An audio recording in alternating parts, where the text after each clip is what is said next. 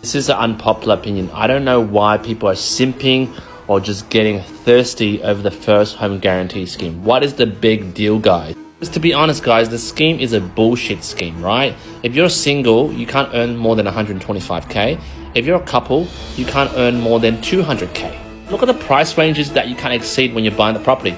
Like New South Wales, you can't exceed 900k. What can you buy if you can't exceed 900k if you're a couple?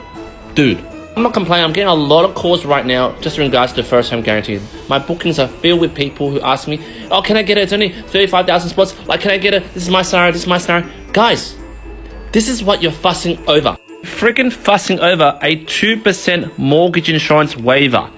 Basically, 95%, you put in 5% deposit, and you're only being waived to 2% mortgage insurance, which is the guarantee that the government's putting in.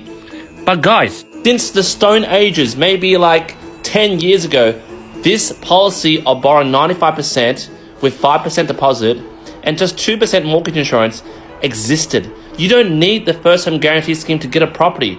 For just 2% waiver, you're getting your balls tied in a knot. Look, I don't know how your balls get tied in a knot. I mean not. Let me show you the numbers. I know what you're thinking right now, right? Shut up, Q, show us the numbers. All right, here you go. No scheme versus scheme, okay?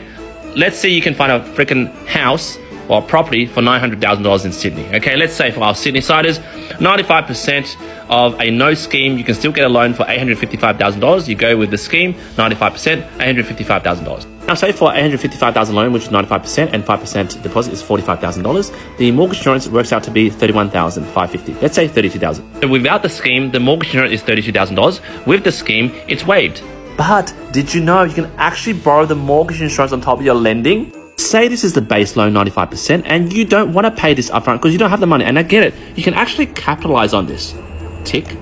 Now the loan is $886,550, a loan of 98%. You know what's great about this no scheme? It's available 24/7. And there's no income cap. You don't need to not exceed a certain income cap. And also, no certain conditions of, oh, you've purchased a property before, but your spouse is a first home buyer, but he's married to you. Is that considered, non-first home buyer and all that grey terms and conditions?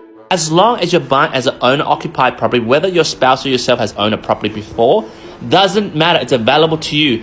95% plus mortgage insurance. But then you'll be saying, oh, I want the scheme because I don't want to borrow the mortgage insurance.